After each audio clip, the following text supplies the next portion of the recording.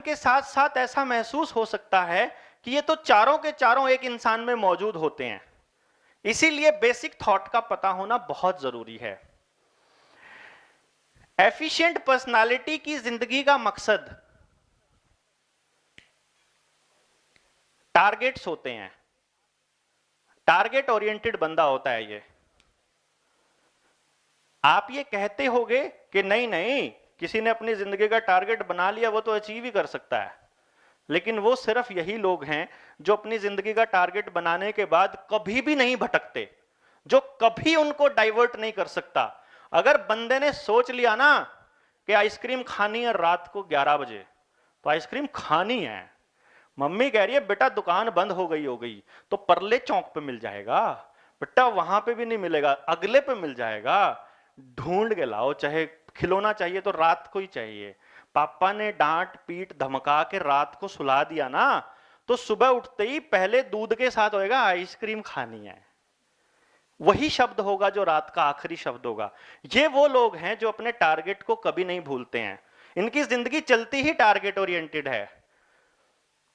तो ये basic thought है इनका, इस पे हम डिटेल में बात करेंगे।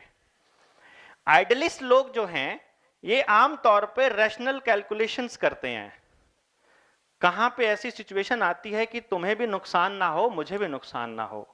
अगर इस बात से सामने वाले को बुरा लगता है तो हम चुप हो जाते हैं, यहां पे मेरा भी फायदा है और तुम्हारा भी, ये उस तरफ को कोशिश करते हैं। ठीक है, ये उनका बेसिक थॉट होता है। उसके बाद ये F स्टैंड्स फॉर फ्लैशी। ये वो लोग होते हैं जो सिर्फ इसलिए काम करते हैं कि नाम होना चाहिए, चाहे बदनाम हो के ही हो क्यों ना हो। They always try to be centre of attraction. इनकी जिंदगी का मकसद सिर्फ यही होता है कि हमने नाम कमाना है। इनको पैसे जीत हार से फर्क नहीं पड़ता। इनका टारगेट है सेंटर ऑफ अट्रैक्शन बनना, चर्चा का विषय बनना, कि हमारी बात होनी चाहिए। और चौथी टाइप की कैटेगरी आती है लिसनर। ये वो लोग होते हैं जो टोटली इमोशनल बेसिस पे डिसीजन लेते हैं। इनका सेंटर में इमोशन होता है कि मेरे मम्मी को बुरा तो नहीं लग गया, मेरे हस्बैंड को तो नहीं बुरा लगेगा, मेरे बच्चे तो नहीं इसमें फील कर जाएंगे, इनको कैसा महसूस होगा, यार मैं उसको नहीं, मेरा मन नहीं करता उससे बात करने को, पर सीधा सीधा नहीं बोल सकता मैं उसको ना, उसको बुरा लग जाएगा काइंड ऑफ। एक ऐसा भी है इसमें जिसको बुरा लगे तो बुरा लगे, भाड़ में जाए, अपने को ये चाहिए तो चाहिए।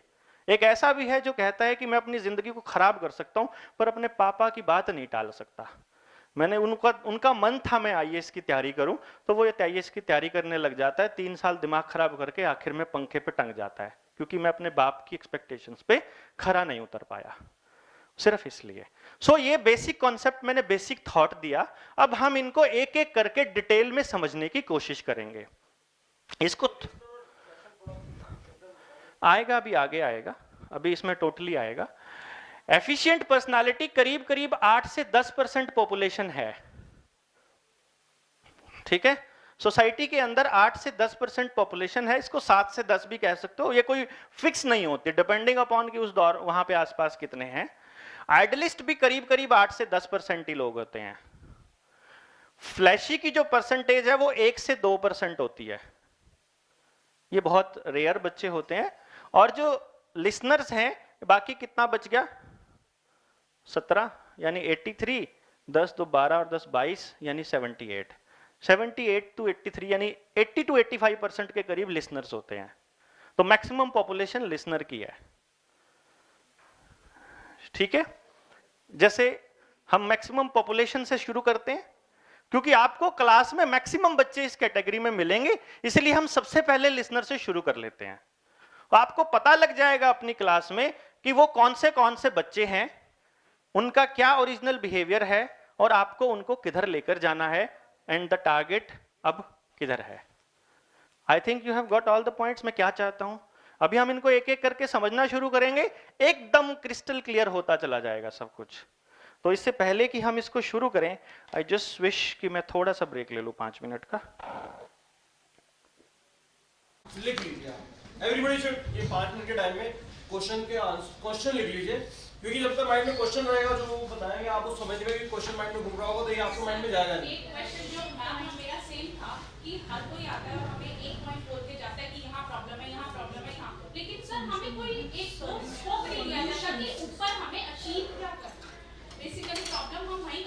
अचीव करने से पहले आपको समझना है, पहले आपको अंडरस्टैंड ये करना है कि आप बच्चे किस टाइप के होते हैं। जैसे ये बता रहे हैं, पहले तो पर्सनालिटी, पहले के सारे क्या क्या टैलेंट है उसको समझेंगे, तभी आप करेंगे। क्वेश्चन तो आपके माइंड में बहुत आएंगे, क्वेश्चंस को लिख लीजिए और इसको जो है ये समझ लीजिए, क्योंकि इससे काफी आपके आंसर अपने आप मिल जाएंगे। जब आपको पता चलेगा ये पर्सनैलिटी है, आपका क्वेश्चन चल रहा है, वो क्वेश्चन इसमें आंसर निकलेगा, क्योंकि वो क्वेश्चन जो है उसमें आंसर होगा। इसमें हम कैटेगराइज कर रहे हैं। जब आपको पता चलेगी आपको ये बिहेवियर क्यों कर रहा है बच्चा, जब आपको पता होगा ये पर्सनैलिटी आप उसको उस तरह से उस तरह से उससे वर्क करोगे। आपको पता बच्चे को अटेंशन चाहिए, अब वो अटेंशन के लिए आपकी काफी डिस्टर्बेंस कर रहा है, आपको पता है कि ये बच्चा डिस्टर्बेंस वाला है, तो इसको इस तरह से आप हैंडल करेंगे। दूसरे को मानो इंटरपर्सनल, ये इसकी दूसरी है, ये आर्टिस्टिक है, तो ये वो करेगा जो सही है। एक ऐसा का जो मैं कहूंगी वही करेगा। तो आपको जब ये पता चल जाएगा कि बच्चे की क्या पर्सनैलिटी है, कौन सी उसकी स्टाइल है, तो आप क्लास में मैनेज करना इजी हो जाएगा। और जो आपके क्वेश्चंस हैं वो क्वेश्चंस आप लिख लीजिए, क्योंकि वो क्वेश्चन जब तक माइंड में रहेंगे, मेरे साथ भी होता है, क्वेश्चन मेरे माइंड में है तो कोई मुझे बोल रहा है मैं सुनता ही नहीं, उसकी मेरे माइंड में क्वेश्चन ही घूमते रहता है। तो आप लोग अपने क्वेश्चन लिख लीजिए पहले।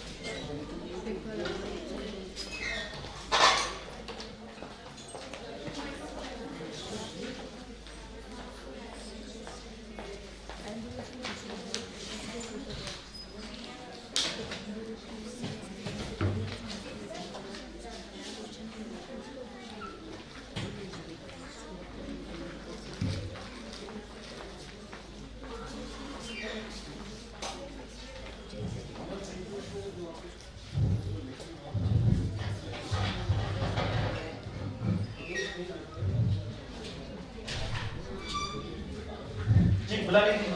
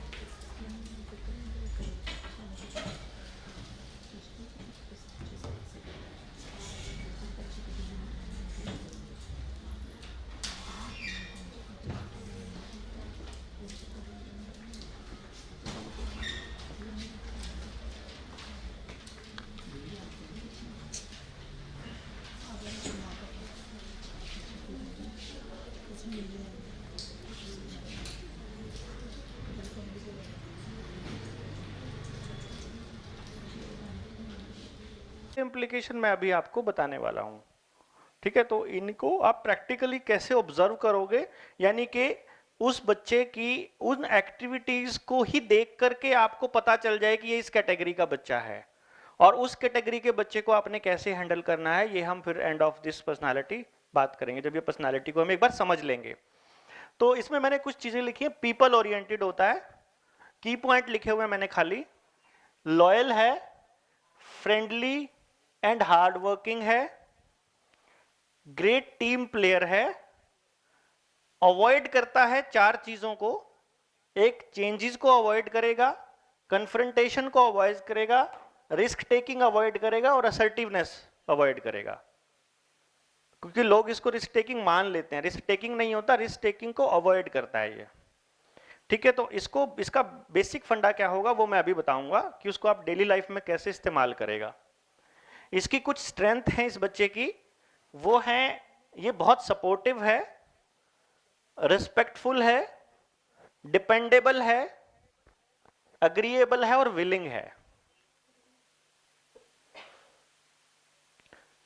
समझ में आ जाएगा आपको, मतलब वर्ड्स पे स्टिक होने की जरूरत नहीं है आपको। ये तो मैं इसलिए यूज कर रहा हूं कि जब लाइफ के एग्जांपल लूंगा तो मैं एक एक वर्ड से कनेक्टेड चीजों को ले लूंगा, तो आपको समझ थोड़ा इजीली आ जाएगा।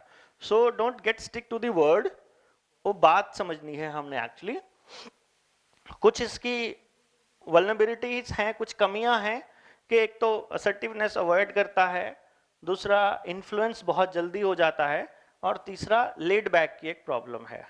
तो उनको हम एक एक करके अभी डिस्कस करते हैं कि लेड बैक का मतलब क्या है और इसको हम कैसे समझते हैं। अभी आ जाएंगे।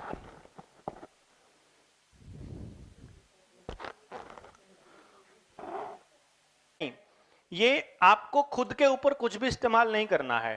जितनी भी बातें होंगी, जो भी मैं बात कर रहा हूं, अगर आप खुद उस कैटेगरी में आते हैं ना, तो आप 1 मिनट से पहले डिनाई कर जाएंगे, नहीं मैं ऐसा नहीं हूं।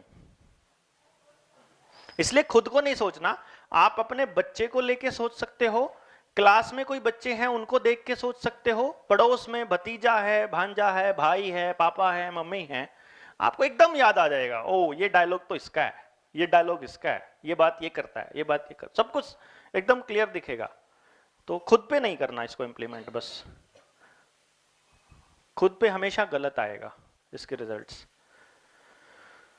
थर्ड पर्सन को ही देखना है। उसके लिए दूसरी एक और बात होती है, एंड ऑफ दी जब ट्रेनिंग कंप्लीट हो जाएगी तो आपको एक बात और समझ में आएगी। जैसे अभी तक आपको क्या लगता है कि जो आप सोच रहे हो वो आप सोच रहे हो, अभी तक ये लग रहा है, लेकिन जब ट्रेनिंग खत्म हो जाएगी तो आपको पता लगेगा कि जो मैं सोच रहा हूं वो तो मैं सोच ही नहीं रहा, मैं तो किसी और की ही सोच को अपने ऊपर लाद के फिर रहा हूं।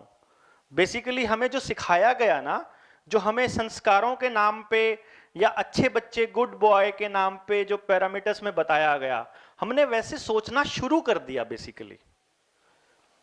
तो हम वैसे ना होते हुए भी हमें वैसा बिहेव करना पड़ रहा है।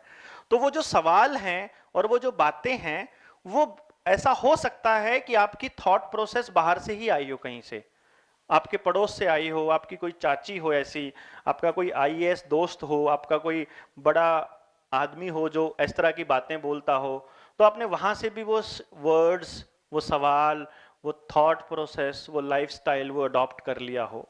कौन कौन अडॉप्ट करेगा, कैसे कैसे अडॉप्ट करेगा, वो एंड ऑफ द सेशन आपको पता चल जाएगा टोटली। मतलब इस सेशन के नहीं, जब हम आखिरी सेशन तक जाएंगे तो हमें एकदम क्लैरिटी हो जाएगी एक एक चीज की, कुछ भी अनक्लियर नहीं छोड़ूंगा। ये सबसे बड़ी बात होगी अपनी इस ट्रेनिंग की, एक ऐसी चीज अनक्लियर नहीं होगी। आपको हर प्रॉब्लम का सलूशन एंड तक मिल जाएगा, बशर्ते कि आप उस हाल में हो, उस पोजीशन में हो कि आप वो सलूशन कर सकते हैं। लेकिन इतना मैं यहां ऑन रिकॉर्ड बोल रहा हूं कैमरे को फेस करके कि जो मैं सलूशन बताऊंगा वो आखिरी सलूशन होगा उसका अभी तक प्रेजेंट, अगर आप कर सकते हैं तो। उससे आगे सलूशन अभी तक नहीं बने हैं, इतना मैं मतलब इतनी श्योरिटी के साथ कह सकता हूं, मैं आपको अश्योर कर सकता हूं। बिकॉज कुछ भी मैं आपको जो भी बता रहा हूं ना, कुछ भी ऐसा नहीं है जो किताबी हो, या तो वो मैंने किया है, या मैंने वो जिया है, या किसी को उस रास्ते लगाया है तो हुआ है। तो ऐसा कुछ भी नहीं होगा जो मैं कहीं से किताबों से उठा के मटेरियल आपको पेल रहा हूं, ऐसा बिल्कुल नहीं आएगा। सब कुछ प्रैक्टिकल है, एवरीथिंग एंड इज पॉसिबल।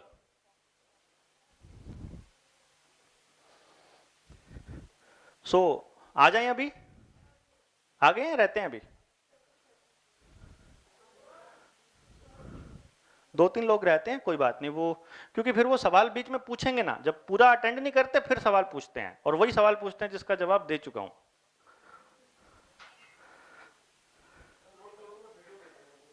हाँ,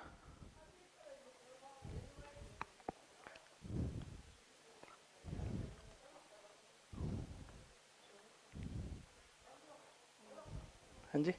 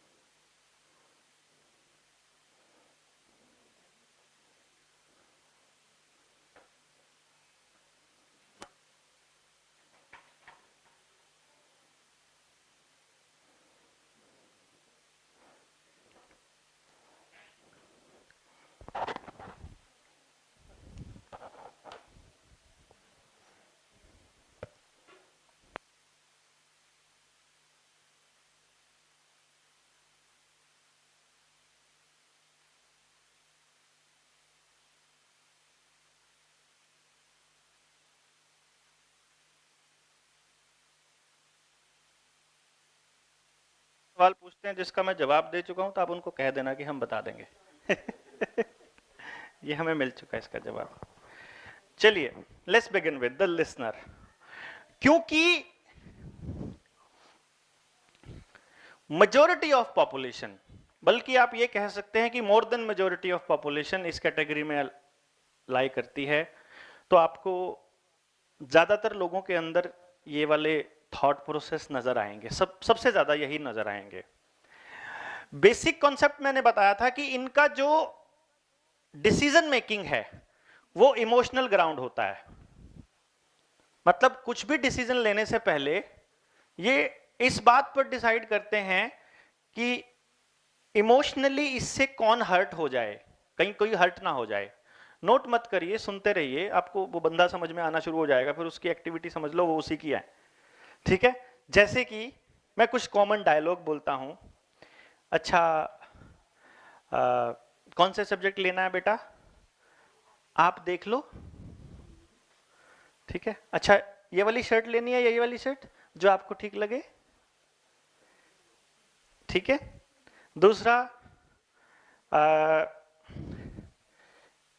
ये उस कैटेगरी में लाया करते हैं कि जैसे मैं आपको बताता हूं, एक पेरेंट आया मेरे पास, वो बच्चा मुझे कहता है या पेरेंट मुझे कहते हैं कि सर हमने इसको ना पूरी फ्रीडम दे रखी है, इसने बायोलॉजी ली, अभी परसों का ही वारदात बात है इसीलिए बिल्कुल फ्रेश है, इसी कैटेगरी का बच्चा था वो। मुझे कहता है इसने बायोलॉजी ली, मेरे कोई प्रेशर नहीं घर में किसी के ऊपर, और खुद से इसने ली, अब ये बहुत प्रेशर में है, कंफ्यूज्ड है, सोच रही है बदलूं कि ना बदलूं, और मतलब कई बार तो डिप्रेशन में आ जाती है, क्या किया जाए सर। हमने जब उसको देखा इस कैटेगरी में आती है, मैंने कहा इसने बायोलॉजी खुद से नहीं ली है, इसको बायोलॉजी आपने दिलाई है। उसने बोला कैसे। मैंने कहा याद करो किसी दिन ऐसा डायलॉग बोला हो आपने मियां बीबी ने बैठ के कि घर में एक तो डॉक्टर भी होना चाहिए कि इलाज तो कम से कम फ्री में हो जाए या फिर अस्पतालों के चक्कर कम से कम काटने पड़े।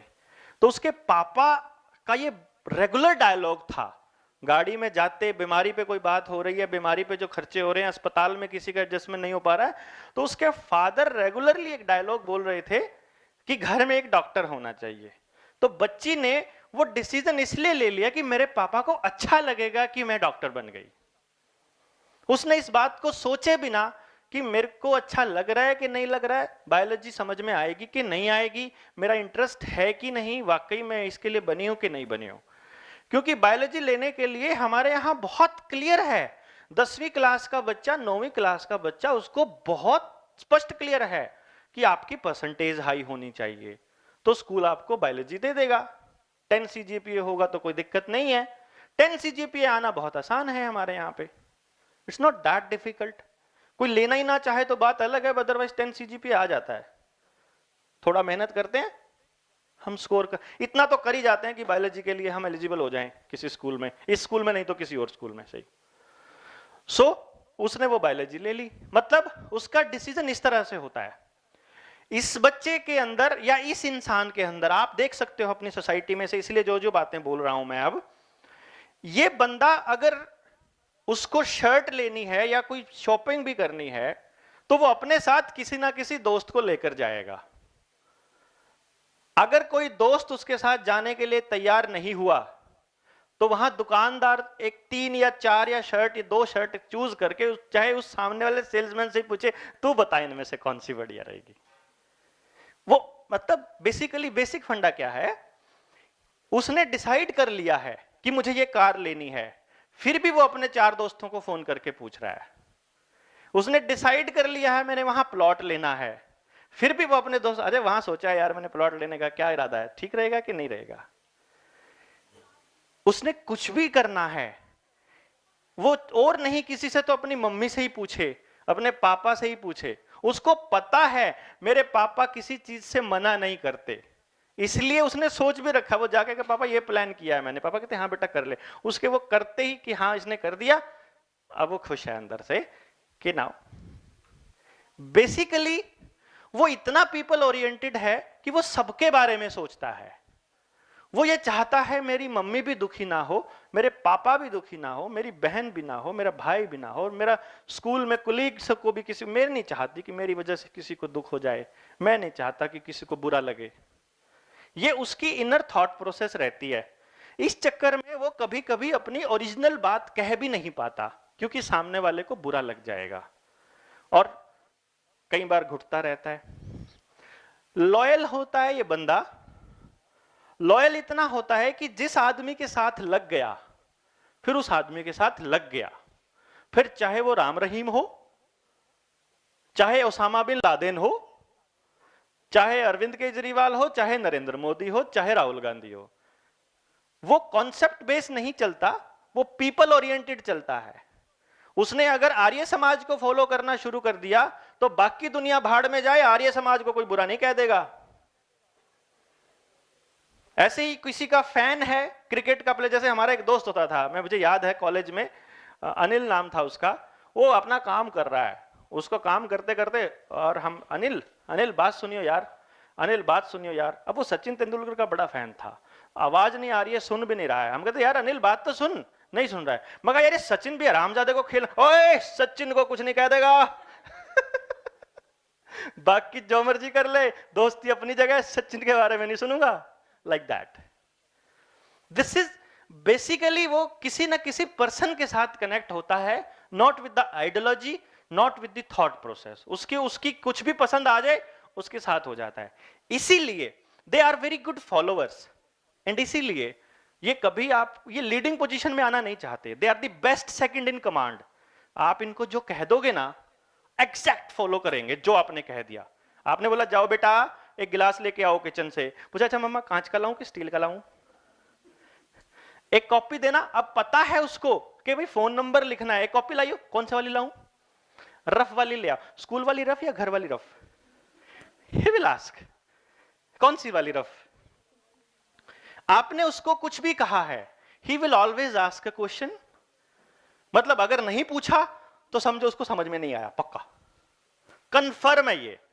मतलब कैसे, इसको ऐसे समझो कि जा भाई वो जो पड़ोस में कोई कालू रामू कुछ है, उसकी दुकान से ना नमक लिया टाटा का, वो गया वापस आ गया कि टाटा का नमक नहीं मिला उसकी दुकान पे। अरे अगले वाले से ले आता, आपने कहा ही था। तो आपने कहा ही नहीं था, तो मतलब अब मैंने नहीं कहा था तू जा अब ले आ।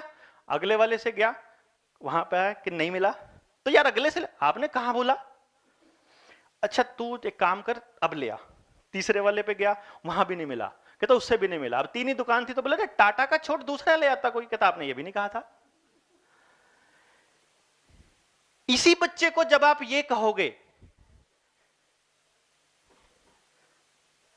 क्या सारा दिन टीवी पे लगा रहता है, चल जाके कुछ काम कर ले, अब वो जाएगा स्टडी टेबल पे जाके बैठ जाएगा।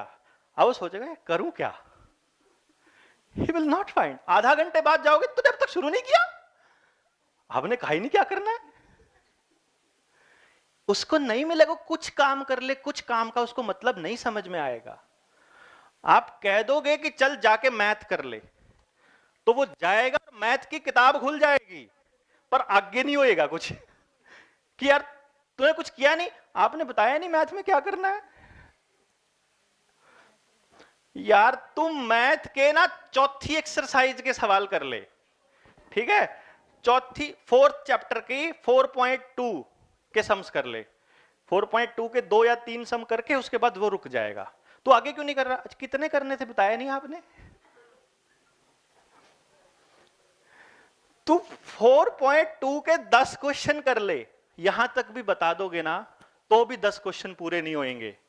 आपको क्या करना पड़ेगा, आपको यह बताना पड़ेगा कि बेटा मैथमेटिक्स की भी अगर 2 किताबें हैं ना, एक एनसीईआरटी और एक आरएस अग्रवाल, तो बताना पड़ेगा आरएस अग्रवाल के चौथे चैप्टर की 4.2 के पहले 5 सवाल 20 मिनट में करके ला। You have to tell them so specifically. इतनी स्पेसिफिक इंफॉर्मेशन चाहिए। अगर आप इतना स्पेसिफिकली नहीं बताओगे, आपकी इंफॉर्मेशन वेग रह गई, समझ में नहीं आएगा, कभी भी नहीं आएगा। जितना मर्जी जोर लगा लो। इनके माँ बाप ये 12वीं तक भी हो जाते हैं, तो भी एक डायलॉग कॉमन बोलते हैं, अरे बेटा अब तो तू बड़ा हो गया, अब तो अपना दिमाग लगा लिया कर।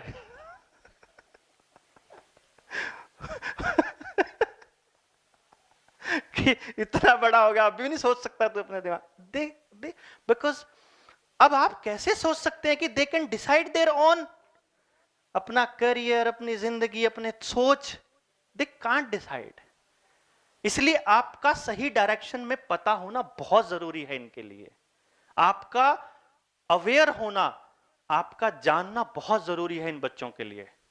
आपका एक एक डायलॉग, मतलब कैसे आपने गलती से ये बोल दिया ना, तेरे को तो कुछ समझ ही नहीं आता, यू नो, दिमाग ब्लॉक हो जाता है उसी टाइम।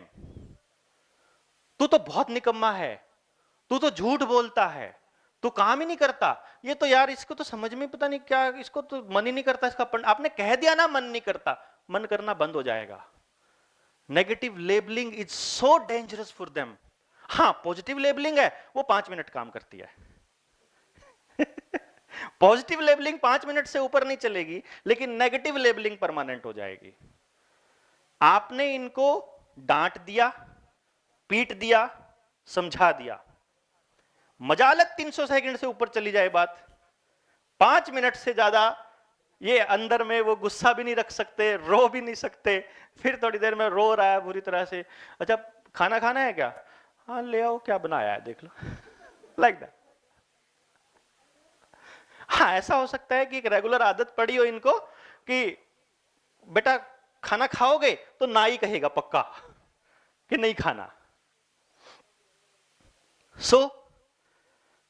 इसका मतलब क्या है, हर मां बाप को इस बात का समझ में आना बहुत जरूरी है कि आप, अच्छी कोई और बात बताऊं, ये बच्चे अपनी जिंदगी में किसी ना किसी को ना आइडियल मान लेते हैं।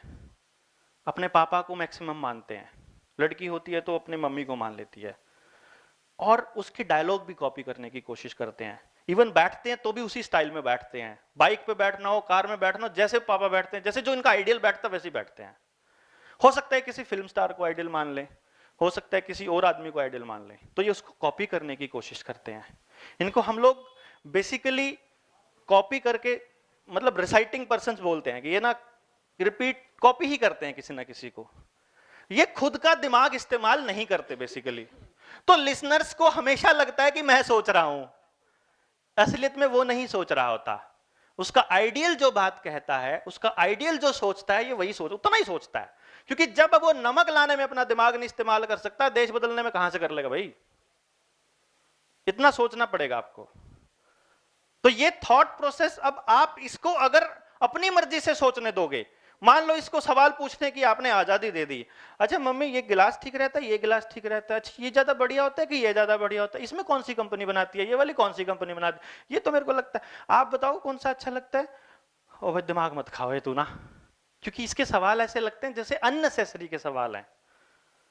जैसे कि मैं आपको बताता हूं वो क्या करता है, मतलब बिकॉज मेरा जो बेटा है Yashasvi, he is also listener personality.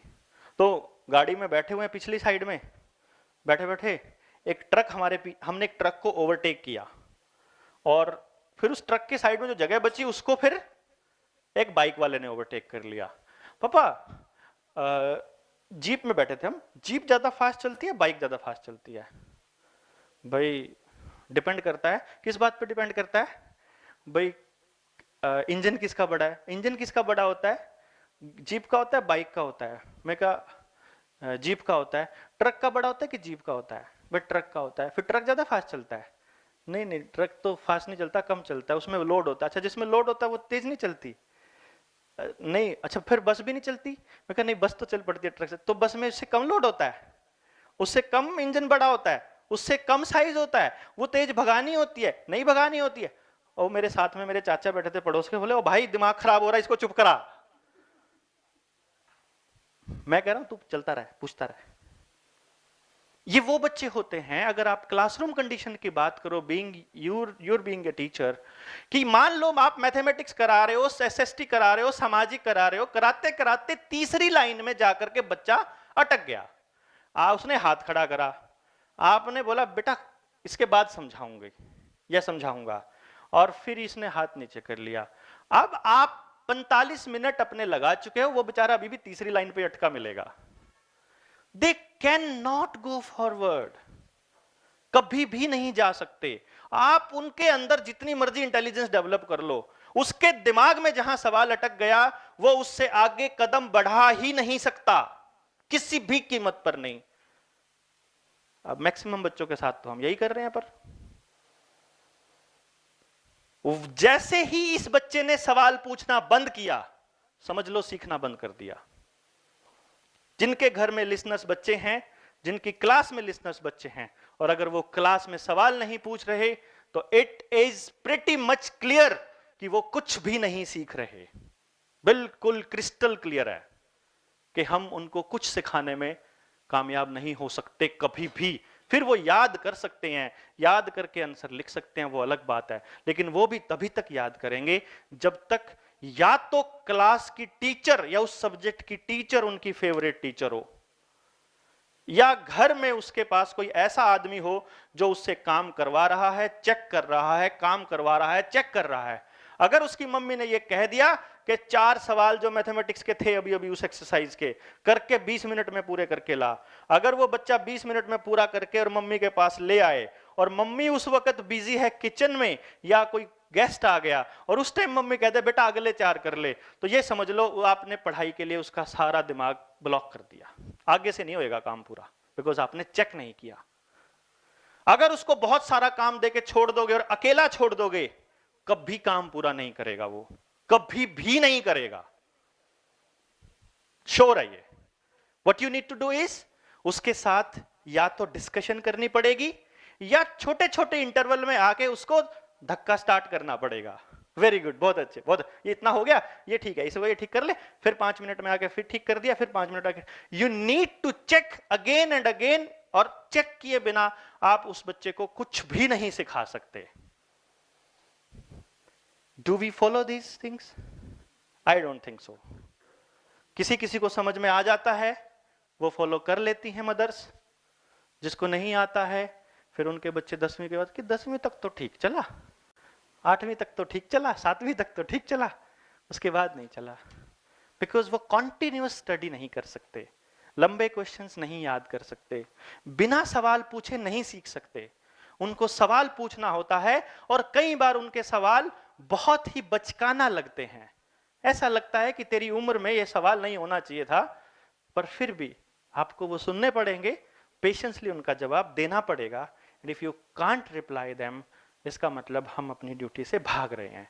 So is the case with the teachers and same is with the parents.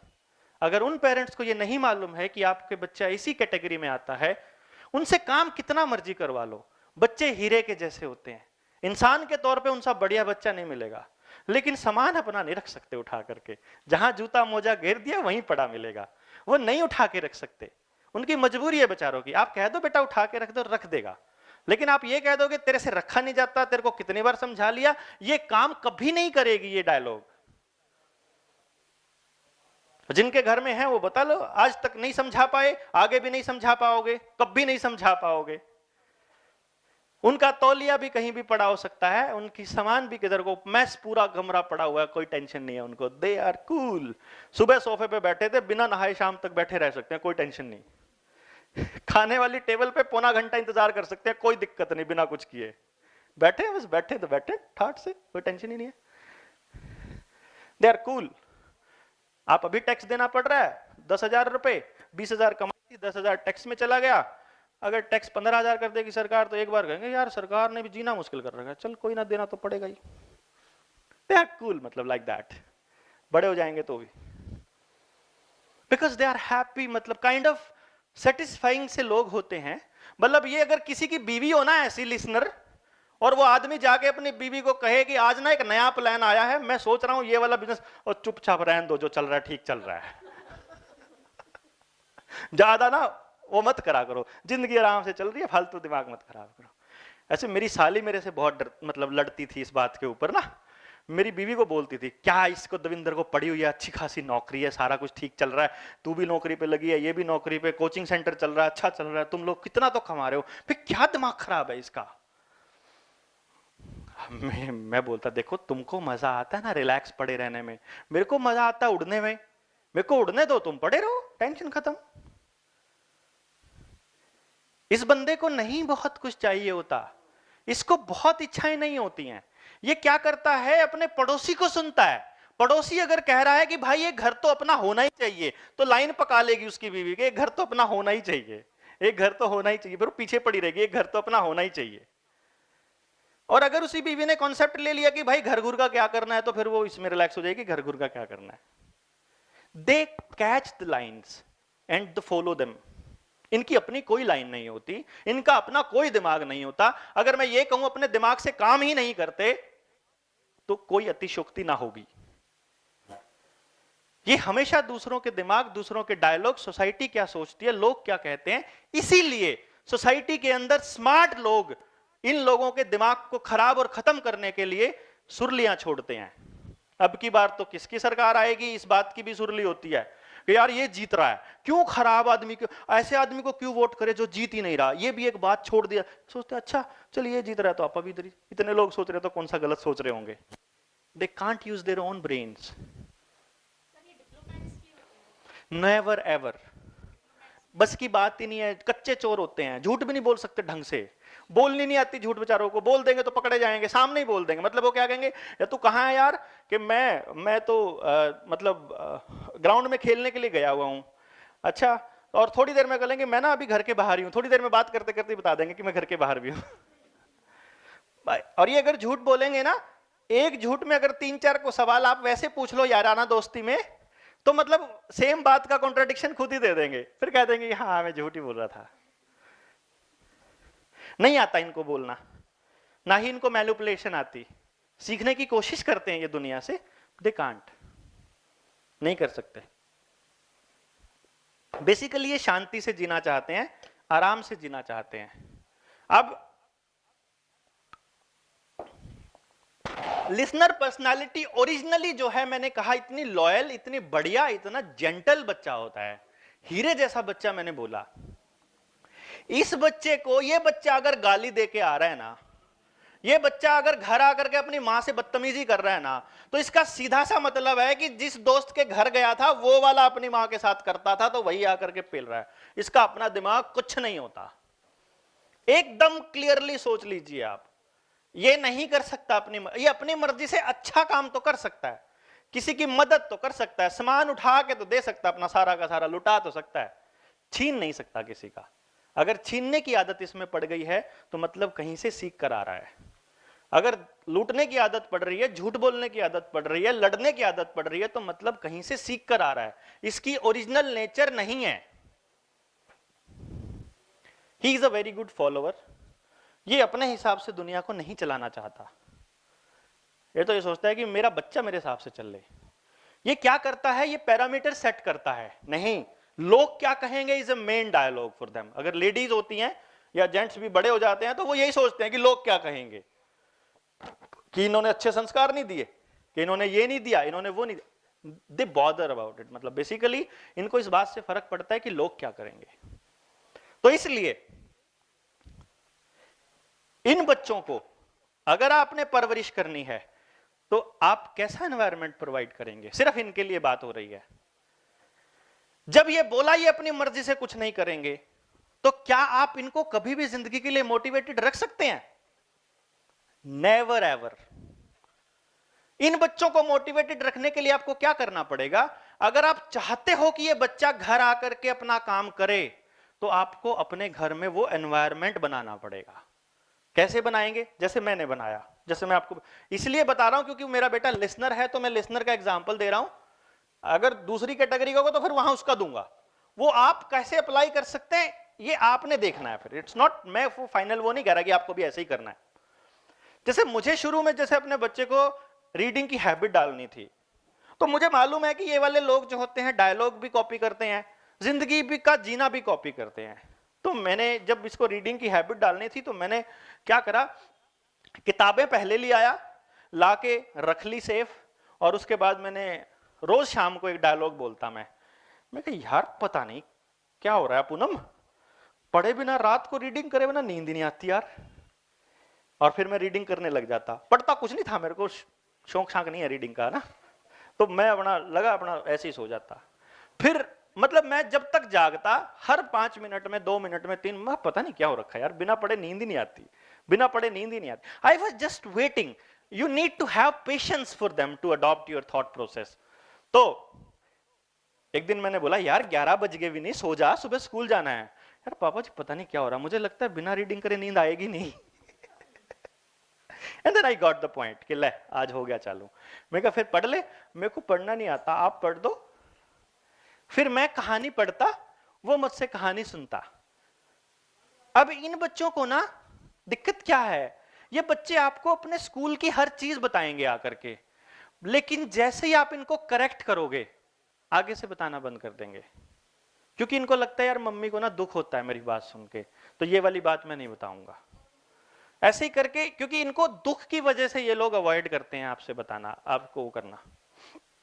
तो ये वाले जो इस तरह से मैंने होमवर्क का एक कॉन्सेप्ट मैं आपको बताता हूं। मैंने सोचा था कि मैं इसे होमवर्क करने के लिए कभी नहीं कहूंगा, but I need to develop. अब उसको मैं बताऊं, आज भी उसकी वो रीडिंग की हैबिट बेटे की मेरी ऐसी है कि 1500 से ऊपर किताबें पढ़ चुका, रोज मतलब बिना पढ़े सो ही नहीं सकता, वो नींद ही नहीं आती उसको, आज भी नींद नहीं आती उसको। और मतलब मैं कहता हूं सो जा यार, कितनी रीडिंग तो करी नहीं, मतलब आज भी डायलॉग होता है उसका, उसने वो अडॉप्ट कर लिया।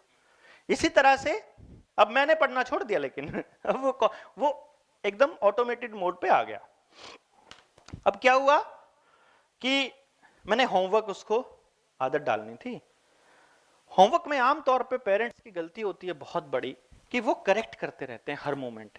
ये जो करेक्शन करना होता है ना, दिस इज रियली डेंजरस ऐसे बच्चों के लिए, क्योंकि ये बच्चे ऐसा मानना शुरू कर देते हैं कि मेरे से नहीं होगा काम ठीक, मेरे से तो हमेशा गलती ही होती है। ये बच्चे हमेशा नया स्टेप उठाने से पहले डरते हैं, जैसे आप नौकरी छोड़ने से पहले डरोगे। मतलब पता नहीं आप लिसनर हो के नहीं, बट मतलब वो नौकरी पता नहीं क्या होगा, मतलब ठीक है। कोई आपको नया प्लान समझाने आ जाए तो आप आखिरी प्लान तक जाने की कोशिश, बिल्कुल सेफ साइड खेलने की कोशिश करोगे। You will never take any risk. मतलब लिसनर जो है वो कभी भी रिस्क नहीं लेता, एकदम सेफ साइड चलता है कि ये भी होना चाहिए, ये भी होना चाहिए, अब ठीक है कोई ना, थोड़ा बहुत तो भुगतना ही पड़ेगा, सभी कर रहे हैं तो अपन भी क्या दिक्कत है, लाइक दैट। अब इस बच्चे को हमने डालनी आदत होमवर्क की। अब होमवर्क की आदत डालनी थी, मैंने उसको बोला वो मैं कहा तू दूध पी, स्कूल से आया जैसे ही मैंने कहा तू दूध पी आराम से, और मैं अपना होमवर्क कर रहा हूं। आपका कौन सा होमवर्क है? हाँ सॉरी, मेरी इससे पहले मैं गलती बताऊं, मुझे कैसे पता लगा कि मुझे होमवर्क इसको कैसे कराना है, ये दैट वाज अ पॉइंट। मतलब मैं ये सोचता था कि मैं अपने बेटे को होमवर्क करने के लिए कभी नहीं बोलूंगा, बट स्टिल मुझे होमवर्क करना सिखाना है, क्योंकि सिस्टम में रहना है तो सरवाइव करना पड़ेगा, तो उसको होमवर्क की हैबिट भी थोड़ी डालनी पड़ेगी। तो मैं ऐसा क्या करूं कि वो अपने आप से करने लग जाए। स्कूल में लिखने का काम मिलना शुरू हो गया। मतलब लिखने का तो क्या था, शुरू में तो वो कलर कुलर सा करने का ही था, मतलब ड्रॉ करने का नहीं था, वो कलरिंग थी, मतलब कि कलर कर दो, पैटर्न, मतलब इस टाइप से कुछ छोटा मोटा काम था। तो मुझे सेलेक्ट कर लो कौन सा है ऐसे करके, तो मैं वेट कर रहा कि यार ये करने लग जाए, अपने आप आए, अपना बैग फेंक के और अपना मस्त, चलो पापा जी खेलते हैं, चल पापा जी खेलते हैं। मैं खेलने पे लगा पड़ा। अब मतलब क्या होता है कि मैंने बाद में सीखी ये चीजें, मैं भी कोई परफेक्ट पेरेंट थोड़ी ना था, but I was ready to learn from him. वो मैंने देखा कि मेरी लाइफ बदल रही थी उसकी वजह से, मैं अपने आप को टोटली उसके अकॉर्डिंगली चेंज कर रहा था, मैंने कुछ भी उसके ऊपर फोर्सफुली अप्लाई नहीं किया। वो जैसे वो कहता, मुझे लगता कि ये वाली चीज ये सही कह रहा है, अगर लॉन्ग पर्सपेक्टिव में देखूं तो इसका बड़ा पर्सपेक्टिव इसका बहुत बढ़िया बनता है। उस दिन मुझे समझ में आना शुरू हो जाता कि ये, तब मैंने अच्छा किया इसकी बात मान ली। मैं ये ढूंढ नहीं पा रहा था कि इसको होमवर्क कैसे कराऊं यार। एक दिन मैंने दुखी सा होकर के कह ही दिया कि होमवर्क नहीं करना आपने। मेरे को बोलता आपने नहीं करना। मेरे को आइडिया मिल गया, मैंने हाँ करना है यार, मैं तो कर रहा हूं अपना पूरा। मैं उठा और अपनी कॉपी उठा के और होमवर्क करना शुरू कर, मतलब ऐਵੇਂ ही कुछ भी लिखना शुरू कर दिया अपना। मेरा तो हो गया भाई, अब खेल लें। मैं कहा पहले अपना कर ले फिर खेलेंगे। चल ठीक है, वो भी खेलने लग गया। अगले दिन मुझे क्लियर हो गया कि इसको होमवर्क कैसे सिखाना है। आते ही स्कूल से मैं कहा तू काम कर, तू पढ़, तू खेल, मतलब दूध पी और खेल ले, और मैं अपना होमवर्क कर रहा हूं। आप कौन सा होमवर्क कर रहे हो? मेरे को भी मिला है भाई। अच्छा आपकी मैम भी देती है? हाँ मेरी मैम भी देती है, नर्सरी में ही था वो। कितना मिला है? मेरे को बहुत सारा मिला आज तो ना। फिर खेलोगे कब? मैं कहा होमवर्क खत्म करके खेलूंगा। ऐसे बच्चों की ना एक खास बात होती है, जो भी लिसनर हैं आपके आसपास, जिन जिन ने पकड़ लिए होंगे कौन कौन है, ठीक है, तो उनकी खास बात क्या होती है कि वो एक बात के पीछे पड़ने के बाद ना, मतलब पीछे पड़ ही जाते हैं। मम्मा जी कब चलोगे, मम्मा जी कब चलोगे, मम्मा जी कब चलोगे, मम्मा जी कब चलोगे, मतलब every 2 minutes, every 1 minute they ask the question. तो पापा जी हो गया होमवर्क? अरे नहीं भाई अभी तो शुरू किया है, कितनी देर में हो जाएगा? मैं कहा बहुत टाइम लगेगा, पता नहीं कितना टाइम लगेगा। पापा जी हो गया? अरे नहीं हुआ भाई, तू अपनी फुटबॉल के साथ खेल ले। फुटबॉल खेल के 2 किक मार के फिर पापा जी हो गया? मैं कहा नहीं बेटा अभी नहीं हुआ। पापा जी हो गया? पापा जी हो, यू कैंट इमेजिन कि 1:30 बजे से लेकर 4:30 बजे तक, मतलब कितनी बार बोला होगा। I hope thousands of time he have asked me, मतलब पता ही नहीं है। हर कह के गया हो गया, जा रहा है उधर से फिर किचन में, अच्छा हो गया, अब हो गया, अच्छा अब हो गया। अब बिकॉज वो मेरे साथ खेलता इतना है, उससे पहले खेलता बहुत था, तो उसको ये था कि पापा का होमवर्क होए तो मैं खेलूं। इतनी बार हो गया उसने पूछा, बट मैंने तो अपना होमवर्क खत्म ही करा। पेशेंस चेक करके 4:30 बजे मैंने कहा अब हो गया। अच्छा हो गया, चलो खेलते हैं। मैं कहा पहले अपना कर। अच्छा चलो पहले अपना करके फिर खेलते हैं। फिर वो अपना चला, इसमें क्या करूं? अब उसमें मैं कहा इसमें लिखा हुआ है COLOR, कलर। अच्छा कलर करना है? मैं कहा हाँ। कौन सा कलर करूं? जो मर्जी, रेड कर दूं? हाँ कर दे। पता क्या था? बनाना। कहता रेड कर दूं? यहां पे पेरेंट्स करेक्ट कर देते हैं। जैसे आप कह रहे थे ना कि टोके ना क्या, इससे आग तो लगी नहीं है, मर तो जाएगा नहीं, कंपटीशन में पीछे तो पिछड़ नहीं जाएगा। Let him think. At that time अगर देखो मरने वाला नहीं है तो क्या दिक्कत है, बाकी के नुकसान की भरपाई हो सकती है। Don't worry, let him do experiments, सीखने दो उसको, कोई दिक्कत नहीं है। दैट टाइम बोलता है रेड कर दूं? कर दो। कर दिया। अगले दिन बस में से उतरते ही मेरा होमवर्क गलत करा दिया आपने। मैं कहा क्या हुआ? मैम ने क्रॉस कर दिया। मैं कहा क्या? बनाना पाए। तो कैसे, पता नहीं क्रॉस कर दिया। मैं कहा मैडम ने लाल बनाना देखा नहीं होगा। आई वॉज लाइक कि मैं उसको गलत नहीं होने देना मुझे। मैंने बोला मैडम ने लाल बनाना देखा नहीं होगा यार, यार रेड बनाना तो मैंने भी नहीं देखा। मैं कहा फिर तूने किया क्यों? मैंने ऐसे ही कर दिया था। तो मैं कहा मैडम ने भी ऐसे ही मार दिया, क्या फर्क पड़ता, चल चलते हैं, टेंशन ले। वहां खड़ा होकर पूछ रहा था, तो मैडम ने ऐसे ही कर दिया, बुरा सा मुंह फेस करके। तो भाई मैडम ने ऐसे ही क्रॉस मर दिया, तूने ऐसे ही रंग किया था, मैडम ने ऐसे ही कर दिया, चल कुछ नहीं होता, चल चलते हैं। इतनी सारी गलतियों से कुछ नहीं होता है।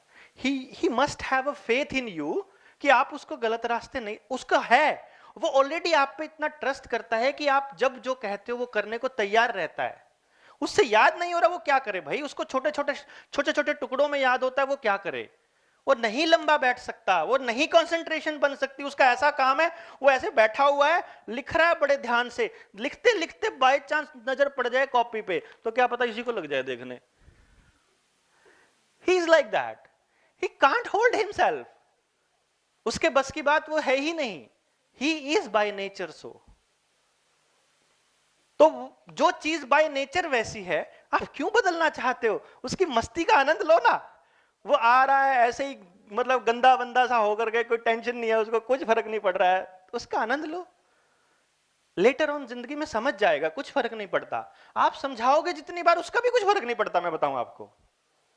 सो करेक्ट करने की कोशिश मत करो, क्योंकि करेक्शन की प्रोसेस हमें आती ही नहीं। हम तो सीधा सीधा अगले की दिमाग के ऊपर सीधा अटैक मारते हैं कि तेरे बस का कुछ नहीं है, तेरे को आता नहीं है जीना, तेरे को रहना नहीं आता है, तू तो गलत ही कर सकता है, तेरे से ठीक होना ही, लाइक इस तरह से।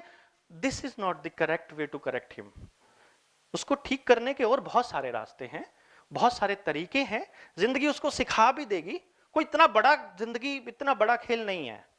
हाँ, इसके अंदर एक और प्रॉब्लम है बहुत बड़ी, उसके अंदर कंसिस्टेंसी की बहुत कमी होती है लिसनर पर्सनालिटी में ना। मतलब जैसे आज मैंने भाषण दिया भी देश बदलेंगे, तो सारे हाथ खड़े के देश बदलेंगे। मैंने 4 दिन बात नहीं करी तो 4 दिन के बाद में ठीक है बदल लेंगे भाई अपने आप ही, अपन नहीं बदलते वही बदल लेगा। खिलौना लाएगा अपना मनपसंद, रात को जप्पी पाके सोएगा कि आज तो मेरा फेवरेट टॉय है, अगले दिन वो टॉय साइड में पड़ा होता है, तीसरे दिन डस्टबिन में पड़ा होता है। ही डोंट नो कहां पड़ा है कहां नहीं। कंसिस्टेंसी नहीं है उसके अंदर, वो नहीं कर सकता कंसिस्टेंटली काम इस तरह से।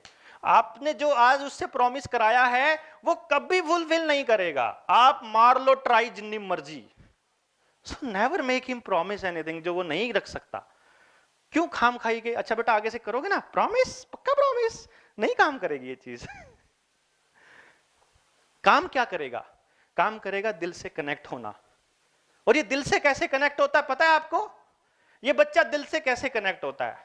ये दिल से इतने से कनेक्ट हो जाता है, अच्छा पिंकी पेन देना बेटा एक बारी, पिंकी से पेन मांग लिया, पिंकी जाके बल्ले बल्ले मैडम का काम सबसे पहले करेगी।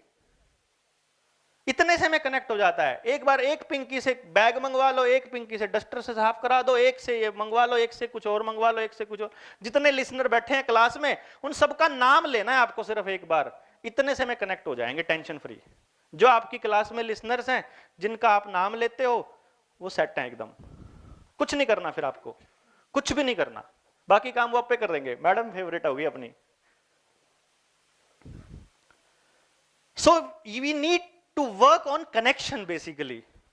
आप इन बच्चों को अगर ये कहोगे बेटा सुबह जल्दी उठना चाहिए, अब इनको ये समझ में नहीं आएगा यार 8 बजे से जल्दी 7 बजे या 7 बजे से जल्दी 6 बजे, तो कौन सी जल्दी कह रहे हैं ये? आपको आप ये कह दोगे ना कि बच्चों सुबह 6 बजे उठना चाहिए, तो जो लिसनर बैठे ना वो सोचते हैं कि बाकी बच्चों को कह रही थी, मेरे को तो कहा ही नहीं।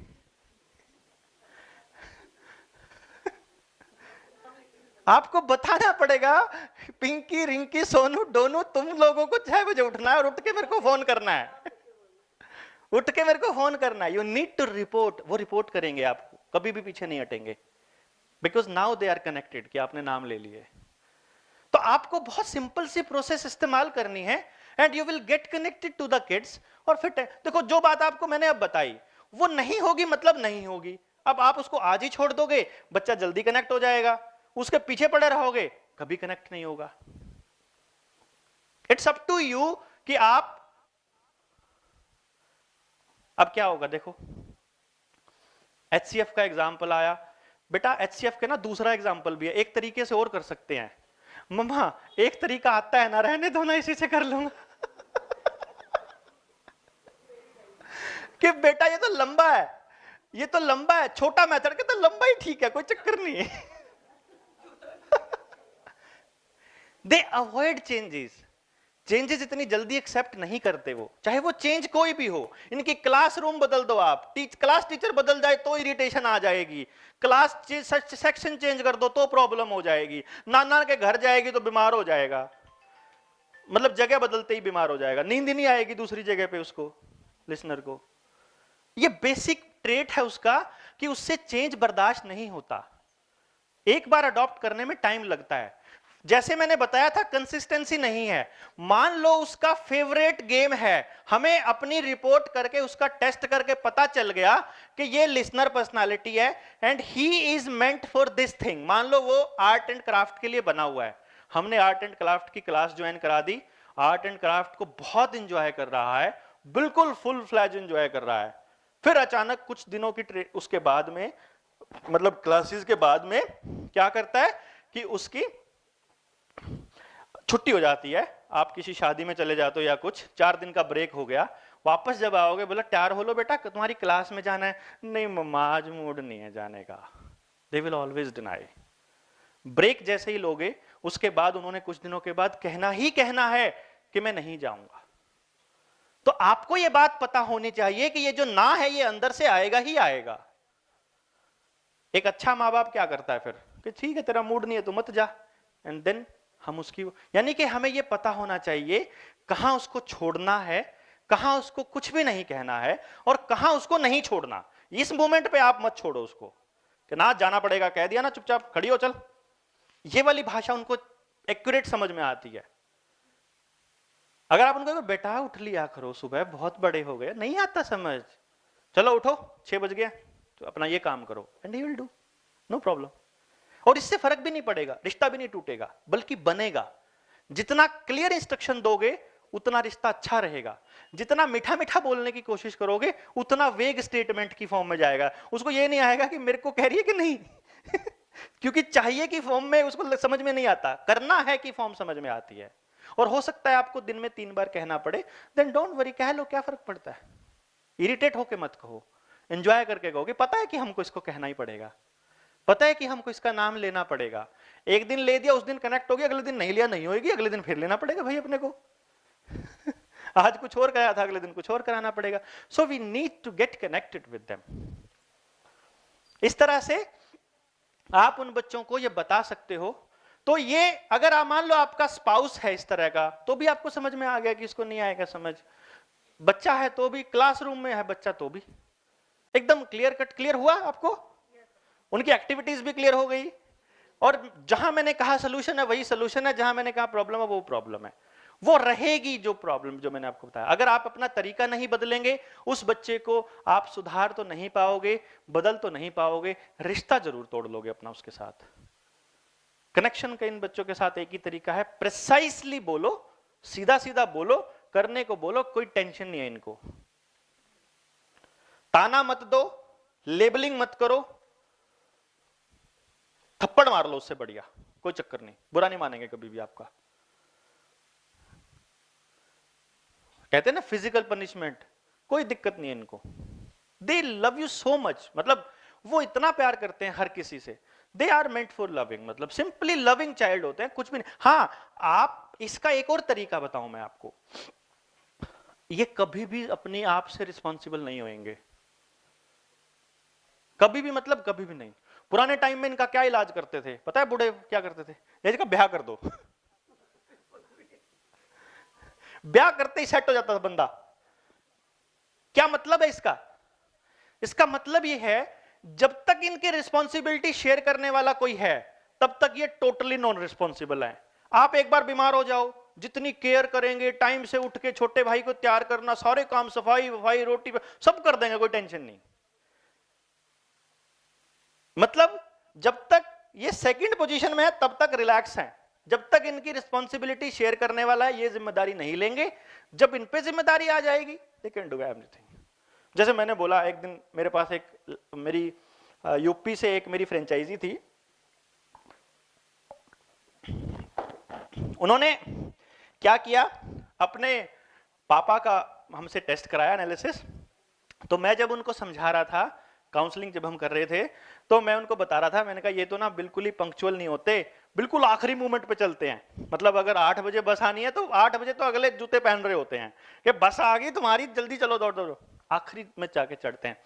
कहते नहीं सर, मेरे पापा जितना पंक्चुअल, रेगुलर और रिस्पॉन्सिबल आदमी मैंने अपनी जिंदगी में नहीं देखा। Is that so? हाँ जी। मैंने कहा इसका फिर एकमात्र कारण है, सिर्फ एकमात्र कारण, वो ये, या तो तुम्हारे नाना जी आर्मी में होंगे, या फिर वो बहुत जल्दी मर गए होंगे। बोले हाँ, मेरे पापा 13 साल के थे जब मेरे नाना गुजरे, सारे घर की जिम्मेदारी मेरे पापा पे आ गई। है ना, he is the well settled and well managed person, because he was on the top of the responsibility, मतलब जो कहते हैं लेवल। तो रिस्पॉन्सिबिलिटी टेबल में सबसे ऊपर बंदा है तो he will be the most responsible person. जैसे कि लिसनर पर्सनालिटी अगर हाउसवाइफ बन जाएगी, सबका ख्याल रखेगी, खुद का कभी नहीं रख सकती। That will never think of him herself. इसी तरह से ये सबका ख्याल रख सकते हैं, खुद का नहीं रखते हैं। So they are responsible only when they are on the top of the responsibility point. तो इनको जिम्मेदार बनाना है, आप इनके लिए क्लास का मॉनिटर के तौर पे चेंज करते रह सकते हो। इसलिए आपकी ऐसी कुछ चीजें काम कर जाती हैं इन बच्चों पे कि जब आप जिम्मेदारी वाला वो काम देते हो ना, तो वो ये सुधर गया भाई, आपको पता नहीं होता एक्सीडेंटली हुई है, कुछ में काम कर जाती है, कुछ में नहीं करती होती है। बट अब आपको क्लियर पता है कि इस वाले को देंगे तो ये इतना पक्का चेंज होगा ही होगा इसमें, कि ये वाली कैटेगरी का बच्चा है। ठीक है जी, क्लियर हुआ? इन्होंने अगर कोई थॉट प्रोसेस अपना रखी है, उस थॉट प्रोसेस को छोड़ के बाकी जहां चाहो आप इनको मनवा सकते हो। इसीलिए अगर हम इनसे पूछते हैं कि तुम इसी तरह का लाइफस्टाइल रहते हो, कि हाँ, वहां पे हम बिल्कुल इंटरफियर नहीं करते, बाकी जगह समझा बुझा के उनको मना लेते हैं अपने हिसाब से। तो चाहे कोई रिलीजियस पॉइंट हो, चाहे कोई एकेडमिक पॉइंट पे आपका लाइफस्टाइल हो, वहां हम इंटरफियर नहीं करते, अदरवाइज चीजें समझ में आ जाती हैं। तो एज ए टीचर आपको इनको स्पेस देना पड़ेगा कि खूब सारे सवाल पूछें। एज अ पेरेंट आपको बहुत प्रेसाइज इनको बताना पड़ेगा कि तुमने ये करना है, ये नहीं करना है।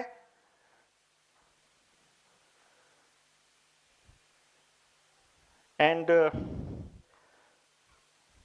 इनको जितना ट्रेंड करेंगे, उसके लिए आपको वो एनवायरनमेंट खुद बनाना पड़ेगा। यही कारण है कि मेरा बेटा 12 साल का हो गया, 13 साल हमारी शादी को हुए हैं, और हमने 13 साल में मियाँ बीवी दोनों ने पढ़ाई नहीं छोड़ी है, क्योंकि हम हर रोज बात करते हैं। मैं उसको कभी नहीं कहता बेटे को कि तुम अपना होमवर्क कर लो। मैं पूनम से पूछता, पूनम तुम्हारा होमवर्क हो गया? और वो बैठा साइड में सुन रहा होता, वो उठता और अपना होमवर्क शुरू कर देता है। उसको नहीं कहना पड़ता आपको कभी भी। अगर इस बच्चे को कभी समझाना है, जैसे मैंने आपको बताया थी एक बात, कि जब उसने कहा हम तो 5वीं में ही शुरू कर गए थे, वो जो लड़की वाली बात थी, मैंने और पूनम ने उस दिन उसका 1 घंटा हमने डिस्कशन किया कि यार कुछ बच्चे सेक्स को ऐसा समझते हैं, लड़की को ऐसा समझते हैं, उनको रिस्पेक्ट करनी चाहिए। मैंने बेटे को नहीं समझाया कि बेटा तुम ऐसे समझना। उन बच्चों को कभी समझाने की जरूरत नहीं पड़ती। आप जो आपस में बात करते हो ना, वो उसको लाइफस्टाइल के तौर पे अडॉप्ट कर लेते हैं। आपकी कही हुई बात वो कभी नहीं समझते, ये ध्यान रखना। अगर उसको ये कह के कि आजा तेरे से बात करनी है, तेरे को समझाते हैं कुछ, that will never ever work, कभी नहीं करेगा वो काम।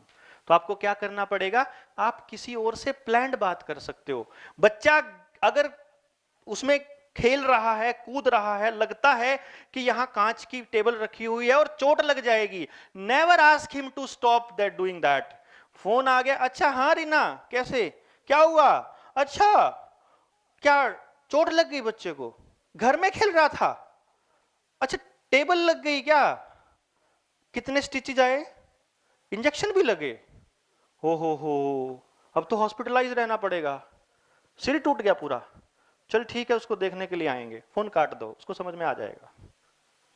उसको मत कहो कि तू भी मत कूद नहीं तो लग जाएगा, नेवर एवर। जो चीज बताना चाहते हो किसी और का एग्जाम्पल दे दो, कहानी सुना दो और छोड़ दो। अगर कहानी सुनाने के बाद बेटा तुम भी ध्यान रखना, फिर समझ में आ जाएगा ये सारा ड्रामा मेरे लिए हो रहा था, तब काम नहीं करेगा। किसी और की कहानी चलने दो, उसको जिंदगी समझ में आ जाएगी। So you never need to motivate him directly. You never need to ask him directly. Just discuss the lifestyle of some other person and they will get to know कि उनको जिंदगी में क्या करना है, किन चीजों से अवॉइड करना है और क्या करना है। तो इसलिए आप मियाँ बीबी घर में किस स्टाइल में बात करते हो, आप दादा दादी के साथ कैसे बात करते हो, आप सोसाइटी के बारे में कैसी लैंग्वेज इस्तेमाल करते हो, आप क्या कहते हो, it is very important, very important. मुझे तब इतना अच्छा लगा, गाया कहता पापा आज तो ना मैं एडवांस का पेपर था मेरा मैथ्स का, मैं 2 क्वेश्चन छोड़ आया। क्या हो गया था, आता नहीं था या टाइम कम था? नहीं, पेपर भी आता था और टाइम भी पूरा था, आधे टाइम में पूरा हो गया। फिर क्यों छोड़ आया? यार मैंने सोचा साइबर, इंग्लिश, साइंस तीनों में गोल्ड आना है, सारे गोल्ड मैं ले लूंगा तो बाकी बच्चे क्या लेंगे। मैं उसको जप्फी पाली, आंखों में पानी आ गया मेरे कि बेटा तू पार हो गया। अब नाउ आई एम, मतलब मेरे को अच्छा लगा कि now you are thinking of other kids also, because वो मुझे रोज सुनता है बात करते हुए फोन पे या कहीं पे कोई वीडियो आ जाती है, तो वो इनडायरेक्टली मैं आपको कह रहा हूं, वो उसको सुन रहा है and he is getting the points. जरूरत ही नहीं है उसको समझाने की directly. You will never need anyone कि उसको सीधे सीधे बताए। सिर्फ अपने डायलॉग्स में, अपने लाइफस्टाइल में उसको पढ़ने की आदत डालनी है ना। पड़ोस के 2 बच्चों को उसके सामने लाके बिठा दो पढ़ने के लिए, थोड़ी देर में किताब अपने आप उठा के ले आएगा। आप अपनी किताब उठा के आदत डाल लो दोनों मियां बीवी बैठ के पढ़ने की, वो तब देखोगे 5 मिनट में ले आएगा। हाँ जी, हाँ ये वाला करता है, बाकी 3 नहीं करते, वो अभी आएंगे। हाँ, और एक एक बात, एक भी लाइन गलत नहीं है, एवरीथिंग इज टोटली। हाँ कुछ चीजें अभी आपने ऑब्जर्व नहीं की, वो थोड़ी बड़ी होगी तब कर लेगी। हाँ हाँ हाँ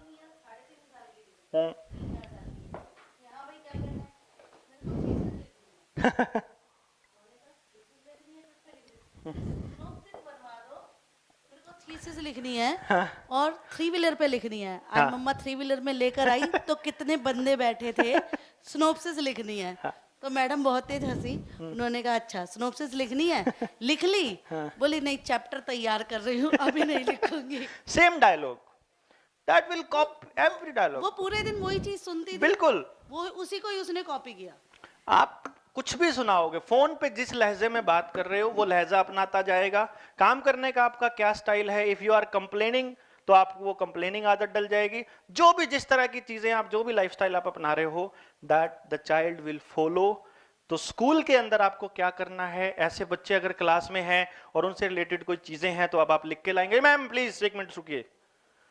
आप अपनी क्लास में अगर ऐसे बच्चे आते हैं उनके बारे में नोट करिए, लिखिए उनकी कुछ आदतों के बारे में, एंड जब हम इस पूरे खत्म करेंगे, जब लास्ट ट्रेनिंग, तब आप इनके बारे में मुझसे सवाल पूछेंगे। बीच में नहीं पूछेंगे क्योंकि हमारा 2 बजे तक का शेड्यूल था, तो 2:30 बज गए हैं। तो आई होप आज हम लिसनर तक ही करेंगे और नेक्स्ट मीटिंग में yet to be continued. Thank you very much. Are the key points that enrich our vocabulary and could make our day a happy one. Thank you, sir. My heartfelt gratitude to our principal, sir, first for making such an event a success in our school. My warm regards to Dr. Devinder for coming here, enriching our souls and minds, and a great career for us. I thank all the teachers, our in charge ma'ams, and everybody here for their support and the affection they gave to the seminar. Thank you all for coming here. Thank you. आप सभी को एक बस 5 minute और लगाने हैं सिर्फ कि बिफोर बिगिनिंग दिस ट्रेनिंग और after the first session of the training, जो आपने अपने अंदर जो चेंज या जो भी महसूस किया, आई विश कि आप एक पेज पर लिख करके आज की डेट के साथ आप सर को हैंड ओवर करेंगे, आप मुझे देंगे सर कि व्हाट वाज योर, आपको पूरा लिखना है, मतलब जितना हो सके। ऐसे नहीं कि सेशन वाज वेरी गुड, आप लिख दो नहीं ये वाली चीजें मिसिंग थी, यहाँ पे आपने बहुत बकवास करी, ये अपने को पसंद नहीं आई, ये अपने को पसंद, ऐसे करके जो भी आपका मन अंदर से कह रहा है जस्ट राइट ऑनेस्टली जो भी आपको लगता है। कुछ भी आपको फॉर्मेलिटीज करने की जरूरत नहीं है, जो भी लगता है लैकिंग है उसको जरूर लिखेंगे आप, और एक पेज पे लिख करके आप हैंडओवर करेंगे। आप नेक्स्ट जब हमारी होगी ट्रेनिंग तो हम उसमें मैं उसको कलेक्ट कर लूंगा जब भी टाइम लगेगा।